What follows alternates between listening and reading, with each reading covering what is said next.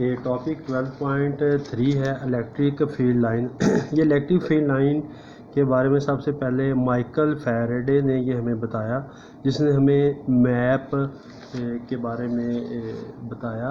तो इसमें बेसिकली कैसे उसने इलेक्ट्रिक फील्ड लाइंस को उसने रिप्रेजेंट किया, तो ये हम बात अभी डिस्कस करने जा रहे हैं।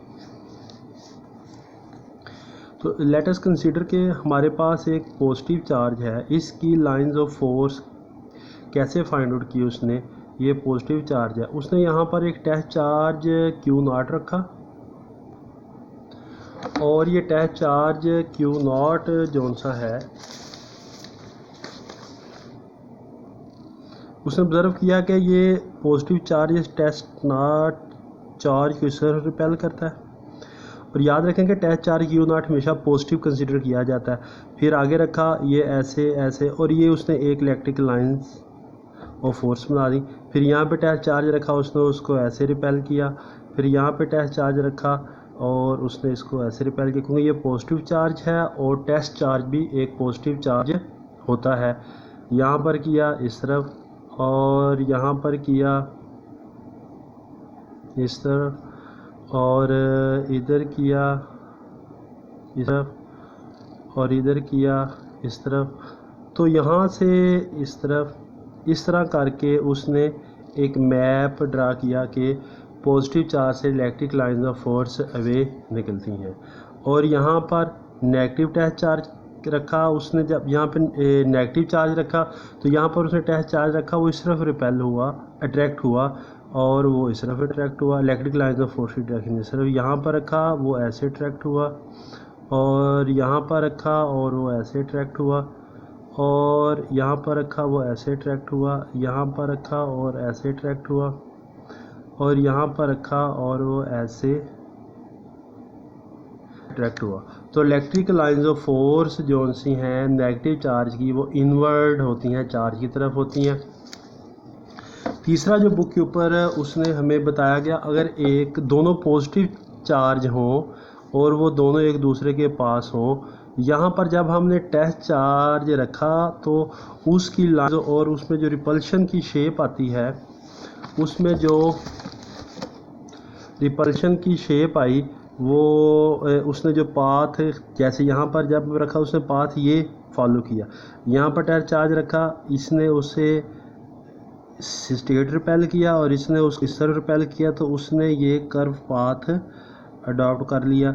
यहाँ पे रखा उसने ये कर्व पाथ अडॉप्ट कर लिया, यहाँ पे रखा उसने ये कर्व पाथ अडॉप्ट कर लिया, यहाँ पे रखा उसने ये कर्व पाथ अडॉप्ट कर लिया, यहाँ पे रखा उसने ये कर्व पाथ, यहाँ पे रखा तो उसने ये कर्व पाथ, और यहाँ पर जब रखा तो उसने ये पाथ को अडॉप्ट किया, यहाँ पे रखा तो उसने ये पाथ अडॉप्ट किया, यहाँ पर रखा तो उसने ये पाथ, यहाँ पर ये और यहाँ पर ये पाथ उसने क्या कर लिया, अडॉप्ट कर लिया।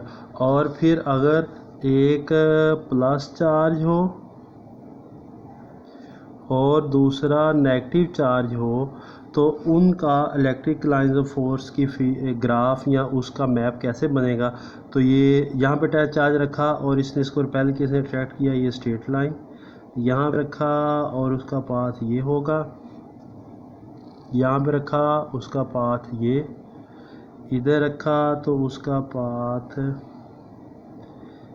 ये, इधर रखा तो ऊपर से ये मूव करता करता इधर आ गया, इधर रखा तो इसका पाथ ये, यहाँ रखा और इसका पाथ ये, यहाँ पे रखा तो इसका पाथ ये, यहाँ पे रखा तो इसका पाथ ये।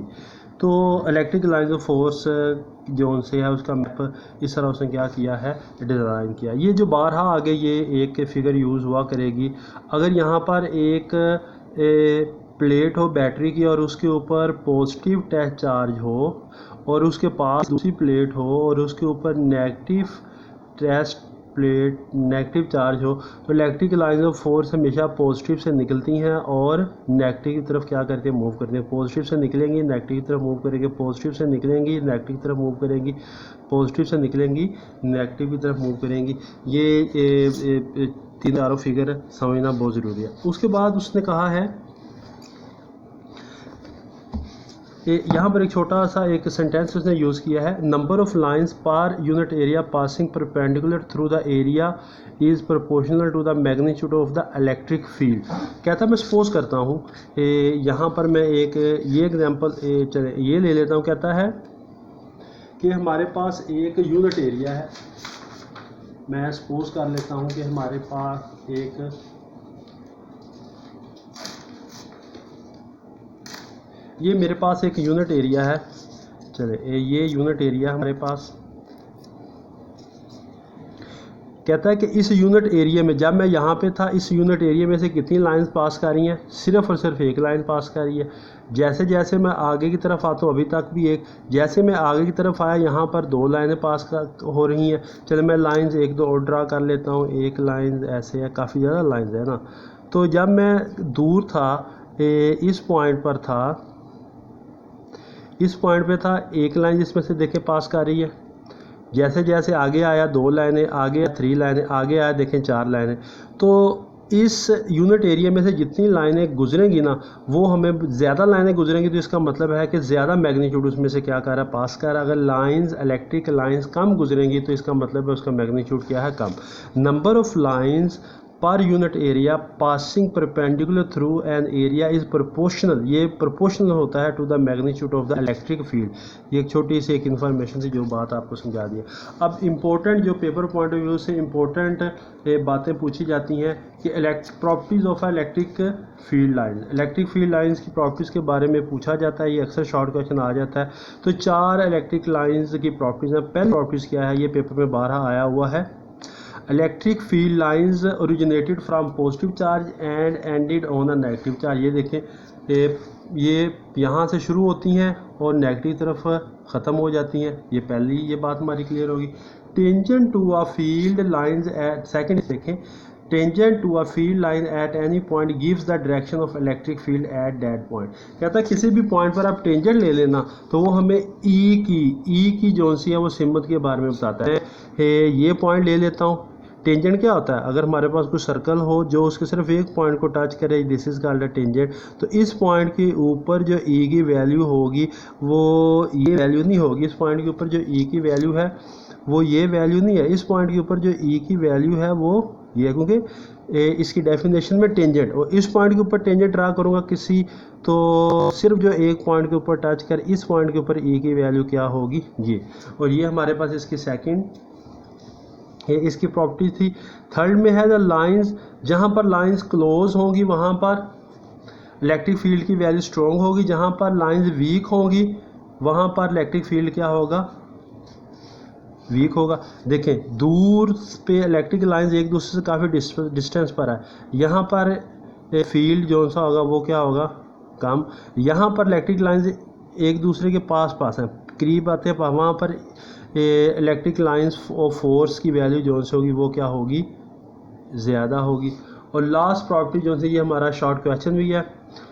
कहता है कि जो इलेक्ट्रिक फील्ड लाइंस है इसकी सिर्फ एक ही डायरेक्शन है, इस वजह से ये देखिए, no two lines cross each other, this is because E has only one direction. E की हमेशा क्या होगी? एक ही डायरेक्शन। हमेशा इस पॉइंट के ऊपर ई की सिर्फ ये डायरेक्शन होगी, कभी भी ऐसा नहीं होगा इस पॉइंट के ऊपर हो सकता है ई की ये डायरेक्शन हो, इस पॉइंट के ऊपर ई की ये डायरेक्शन है, और कभी भी ऐसा नहीं हो सकता इस पॉइंट के ऊपर ई की ये डायरेक्शन, सिर्फ एक ही डायरेक्शन है। इस एक ही डायरेक्शन होने की वजह से E could have more than one direction. कहता है इफ़ द लाइंस क्रॉस, अगर लाइंस क्रॉस कर रही होती हैं तो इसका मतलब है ई की ज़्यादा डायरेक्शन। मतलब कि ये लाइंस, मैं सपोज करता हूँ ये दो लाइंस आपस में, एक लाइंस ऐसे ये इसके ऊपर क्रॉस कर रही है, तो इसका मतलब है ई की ज़्यादा डायरेक्शन है। लेकिन अगर ये लाइंस क्रॉस नहीं कर रही तो इसका मतलब है ई की क्या है? सिर्फ एक ही डायरेक्शन है। तो ये हमारा शॉर्ट क्वेश्चन भी है, आप ये शॉर्ट क्वेश्चन यहाँ से देख सकते हैं। इसमें कहता है electric lines of force never across वाई, ये कभी भी क्रॉस नहीं करती। आपने इसकी रीज़न बतानी है, तो इसका ये चौथी इसकी करैक्टरिस्टिक ये है, जो इसका आंसर है कि ये कभी भी क्रॉस नहीं करती क्योंकि ई की एक डायरेक्शन है। अगर ये क्रॉस करती हैं तो ई की ज़्यादा डायरेक्शन होंगी, लेकिन ऐसा पॉसिबल नहीं है। शुक्रिया।